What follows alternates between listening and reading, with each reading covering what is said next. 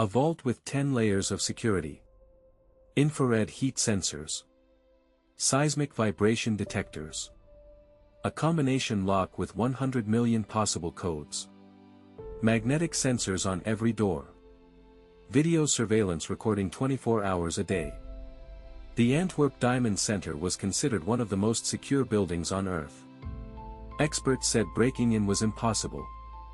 Then, on a quiet weekend in February 2003, a team of Italian thieves proved every expert wrong. They bypassed every single layer of security. They opened 109 safe deposit boxes.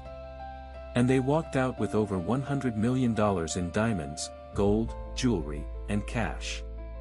When police arrived on Monday morning, they found nothing but empty boxes and a vault that had been picked clean. This is the true story of the Antwerp Diamond Heist. Antwerp, Belgium, is the diamond capital of the world. Roughly 80% of the world's rough diamonds and 50% of cut diamonds pass through this small Belgian city. The diamond district covers just a few blocks near the central train station, but the value concentrated there is staggering. On any given day, billions of dollars in precious stones move through its trading floors, cutting workshops, and vaults. At the heart of this district sat the Antwerp Diamond Center, a building at Hovenierstraat 2. Its underground vault was where diamond dealers, traders, and brokers kept their most valuable inventory. The building's security was designed by some of the best engineers in the world. Getting past it should have been impossible. The mastermind behind the heist was Leonardo Notarbartolo, a 50-year-old Italian from Turin. Notarbartolo was not a first-time criminal. He had been convicted of fraud and theft before. But he was patient, meticulous, and obsessed with detail. He spent more than 2 years planning this single job. In early 2000, Notarbartolo rented an office in the Antwerp Diamond Center under the guise of being an Italian diamond merchant. He paid his rent. He attended to business during normal hours. He made small diamond trades. To everyone in the building, he was just another dealer. But every day he was there, he was studying the security systems. The vault was located 2 floors below ground level. To reach it, you had to pass through multiple security checkpoints. First, there was a heavy steel door at the garage entrance that could only be opened with a key. Then a second door leading to the vault corridor. Then the vault door itself, a massive steel barrier with a combination lock that had 100 million possible combinations. Beyond the door, there was a secondary entrance gate. And throughout, there were cameras, motion detectors, and infrared sensors designed to detect body heat. Notarbartolo documented everything. He noted the camera positions, the sensor ranges, the guard schedules. He even managed to get a copy of the vault's blueprint. Over months, he assembled a small team. The group included a man known as the King of Keys, a locksmith and alarm specialist who could defeat almost any mechanical security system. There was also a man they called the Genius, an electronics expert who understood alarm systems. And a driver, who would handle logistics. The preparation was extraordinary. The King of Keys visited the building multiple times, studying the locks and security mechanisms. The team built a replica of parts of the vault door in a warehouse outside Antwerp to practice defeating the lock. They purchased the same model of infrared sensor used in the vault and spent weeks figuring out how to defeat it. Their solution was remarkably simple. They sprayed the sensor with hairspray. The fine mist coated the lens and blinded it, but did not trigger an alarm because the sensor was designed to detect sudden changes in heat, not a gradual obscuring of its field of view. For the magnetic sensors on the vault door, they used aluminum foil and custom-built magnetic strips to fool the system into thinking the door was still closed when it was open. For the combination lock, which had 100 million possible combinations, they did not try to crack it by brute force. Instead, Notarbartolo had secretly observed the vault custodian entering the code. He used a tiny hidden camera, no bigger than a pen, to record the combination over multiple visits. The team also needed to deal with the light sensor inside the vault. The vault had a photosensitive detector that would trigger if it detected any light when the vault was supposed to be sealed. They covered it with black tape. The seismic sensor was perhaps the most challenging obstacle. It was designed to detect vibrations consistent with drilling or breaking. The team found that if they moved slowly and deliberately enough, they could avoid triggering it. They practiced this for weeks. On the evening of Friday, February 14, 2003, Valentine's Day weekend, the team made their move. They chose a long weekend because it gave them maximum time before anyone would return to the building. Notarbartolo had confirmed that the vault area was not monitored by live security guards over the weekend. The cameras recorded to tapes, but no one watched them in real time. The team entered the building through the parking garage using copied keys. They disabled the cameras by recording a loop of empty hallway footage and feeding it back to the recording system.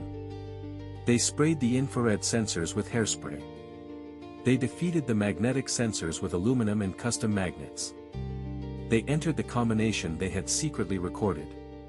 The vault door swung open. Inside, they found 189 safe deposit boxes.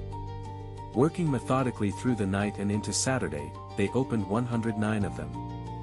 They used specialized tools and brute force where necessary. The contents were staggering. Loose diamonds. Cut diamonds. Diamond jewelry. Gold bars. Bundles of cash in multiple currencies. Documents and securities. The total value would later be estimated at over $100 million, though some estimates placed it much higher, because many dealers did not declare the full contents of their boxes for insurance or tax reasons. The team loaded everything into bags and drove away. The job was clean. No alarms had sounded. No guards had been alerted. No police had been called. For one weekend, the most secure vault in the diamond capital of the world had been completely defeated. Then Leonardo Notarbartolo made a catastrophic mistake. On the drive away from Antwerp, the team stopped at a wooded area near the E19 highway to dispose of evidence. They had bags full of empty diamond envelopes, documents from the safe deposit boxes, and other materials that could connect them to the crime. They dumped the bags in the woods and partially burned some of them.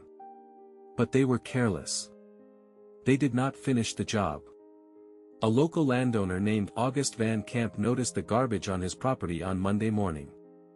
Curious, he looked through it. He found diamond certificates, rental agreements, deposit box labels, and even a partially eaten salami sandwich. He called the police. The garbage dump turned out to be a treasure trove of evidence. DNA from the salami sandwich matched Notarbartolo. The documents contained serial numbers from the safe deposit boxes that had been broken into. Rental agreements tied back to the aliases the team had used. Within days, Belgian police identified Notarbartolo as the prime suspect. Notarbartolo was arrested at his apartment in Antwerp.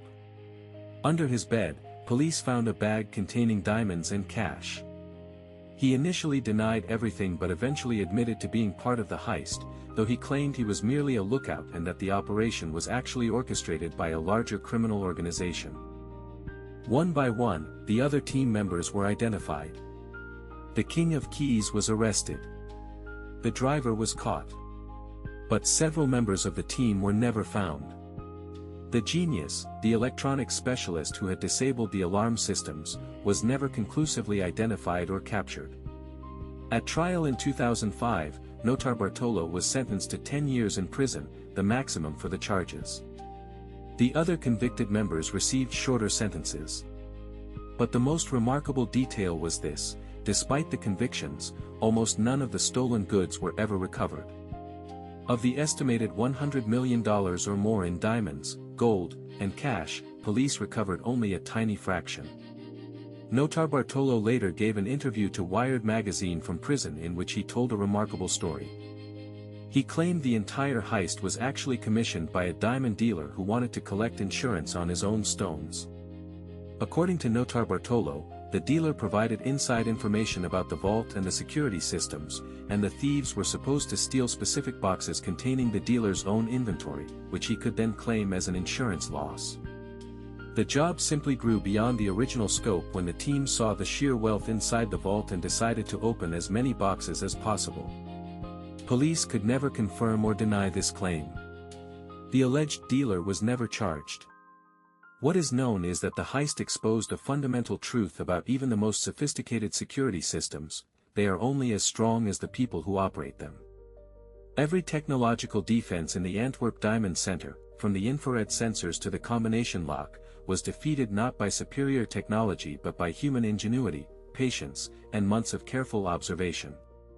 The Antwerp Diamond Heist remains one of the largest jewel thefts in history. The vault has since been rebuilt with even more advanced security measures. But in the Diamond District, traders still talk about that February weekend in 2003 when a team of Italian thieves did what everyone said was impossible. They cracked the uncrackable vault.